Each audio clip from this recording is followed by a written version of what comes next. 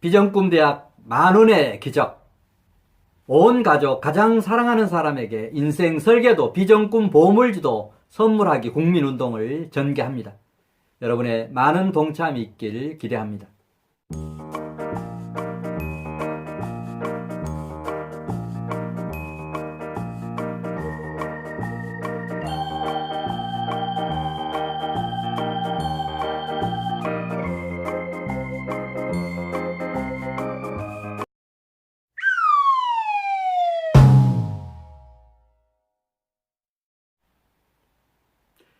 안녕하세요. 비전꿈대학TV의 박주간 박사입니다. 여러분 반갑습니다. 네, 오늘의 주제, 내가 뽑은 문재인 대통령을 증오하는 7가지 이유. 자, 이런 주제 가지고 오늘 말씀을 드리려고 합니다. 자, 주제와 관련된 질문 첫 번째. 내가 문재인 대통령을 뽑은 5가지 이유 무엇인가? 5가지 이유. 자, 두 번째 질문입니다. 내가 뽑은 문재인을 싫어하는 단계를 넘어서 정말 증오하는 5가지 이유 무엇인가? 자, 이런 주제 가지고 말씀을 드리겠습니다. 실은 문재인 대통령은 저희들이 어떤 결혼기념, 저희 부부의 결혼기념일인 5월 10일 날 출범했습니다. 출범할 때 정말 기대도 많이 했습니다. 5년 동안 성공한 대통령이 되기를 빌었고, 그런 성공한 대통령과 같이 우리 가정도 좀 더 행복하고 정말 발전한 그런 어떤 가정을 만들어야 되겠다라는 그런 생각을 하면서 정말 문재인 정부가 잘 되기를 소원하고 또 기도도 했습니다. 자, 그런데 한 2년 반이 지난 시점에 이렇게 보니까 정말 아니 올시다 라고 하는 그런 결론을 내렸습니다. 자, 그것 전에 제가 문재인 대통령을 뽑은 5가지 이유부터 먼저 말씀을 좀 드리겠습니다. 저는 문재인 대통령을 대통령 뽑을 때 5가지 이유 중에서 5번째, 노무현 대통령 옆에서 민정수석, 비서실장까지 하면서 정치를 배운 줄 알고 뽑았습니다. 대통령이 초보자가 아닐 것이다. 친구, 정말 가까운 친구가 대통령 하면서 수시로 대화도 나눴을 것이고, 마음에 있는 이런 대화, 그 다음에 돌아가는 이런 상황들도 견눈으로 보고 배웠을 텐데, 그래서 첫 번째 투표를 했습니다. 그 다음에 두 번째, 국회의원도 그만두고 대통령이 되겠다고 준비를 했지 않습니까? 다른 사람은 국회의원 하고 있었던 시점인데도 국회의원 손 놓고 4년 동안 국가 경영에 대한 많은 고민을 했으리라고 생각을 했습니다. 정말 국회의원 손 놓고 앞으로 대통령이 되기 위해서 뭔가 국가 경영을 어떻게 하겠다라고 하는 이런 나름대로 공부, 그 다음에 일종의 대통령학 자습, 저는 많이 했을 걸로, 그런 고민 많이 했을 걸로, 어떻게 하면 국가를, 대한민국을 발전시키고 정말 성공한 대통령으로서 어떤 역할을 해야 될 거냐라고 하는 걸 많은 저는 고민을 했으리라고 생각을 하고 뽑았습니다. 자, 세 번째, 문 대통령을 대한민국의 대통령으로 뽑은 세 번째 이유.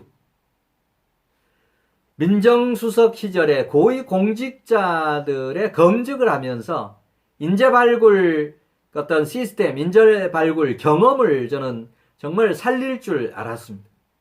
그래 문재인 대통령 되고 나서 인사 검증하는 부분 또는 뭔가 인재를 발탁하는 이런 모습들을 보면서 야, 정말로 아니올시다라고 하는 이런 생각을 했습니다.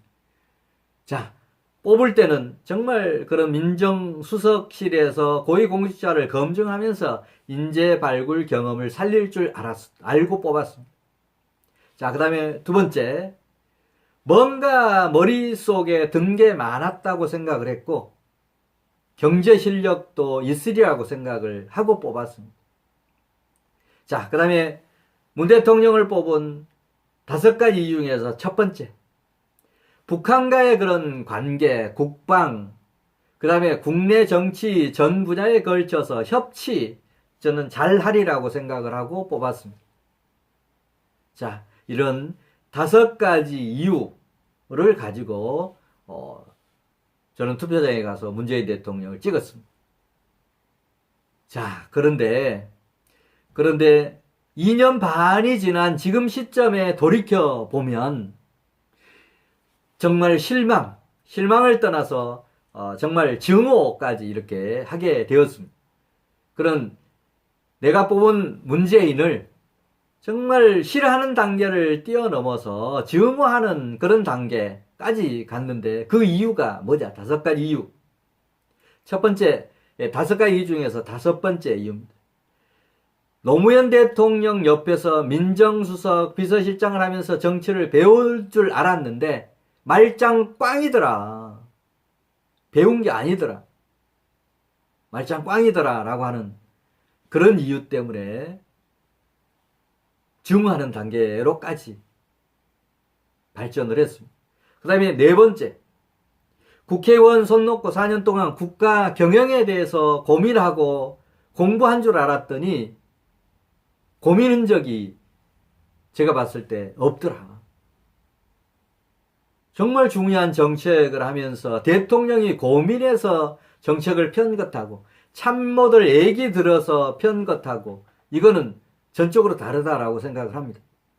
탈원전 뭐 이런 부분도 그렇고 그 다음에 소득 주도형 성장 이런 생소한 어떤 이론들도 학자들 주변에 계신 분들 얘기 듣고 그대로 반영한 것들이 어떻게 보면 우리 국가 경제를 망치는 중요한 그런 이유가 되었다라고 하는 그런 얘기입니다. 내가 대통령으로서 기본적인 것을 알고 참모들이 하는 얘기는 참고로 들어서 최종적인 판단을 내가 해야 되는데 그렇지 못하더라라고 하는 그런 얘기입니다. 자, 세 번째. 민정수석 시절에 고위공직자 검증하면서 인재 발굴 경험을 살릴 줄 알았는데 직접 대통령에 대해서 인재를 선발하는 이런 모양을 보니 정말 인재 그런 발굴 실력이 낙제점이더라. 우리 조국만 하더라도 그렇지 않습니까? 조국으로 인해서 그 다음에 얼마나 많은 문제가 지금 생기고 있습니까?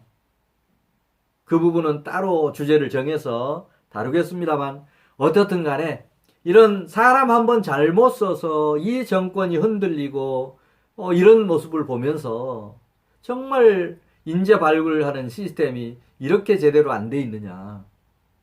저는 과거에 지금까지 35권의 책을 썼습니다만 책 제목을 정할 때 대통령보다 어려운 사장하기라고 이러한 그런 책 제목을 생각하면서 대통령보다 사장하기가 정말 어렵구나 라고 하는 그런 내용의 책을 썼습니다. 왜 대통령보다 더 사장이 어렵다라고 판단을 했느냐면 대표적인 것만 하더라도 기업이 겪는 그런 부분에서 보면 정말 자금 걱정 대통령은 안 해도 되잖아요. 근데 기업의 CEO는 맨날 자금이 있어야 제품 만들고 제품 만들어서 또 홍보하는데 자금 필요하고 직원들 인건비 주고 대통령은 최소한 자금 걱정하지 않지 않느냐. 정부에 세입 들어오는 것 가지고 그런 어떤 범위에서 예산 집행하는 거니까 자금 걱정 안 하면서 국가 경영을 이렇게 엉터리를 하고 있다. 저는 이해가 안 됩니다. 그 다음에 기업이 또 어려운 점은 인재 발굴하는 거, 인재를 뽑는 거. 좋은 인재를 뽑으려고 하면 엄청난 어떤 비용을 들여야 되지 않습니까? 인건비도 그렇고.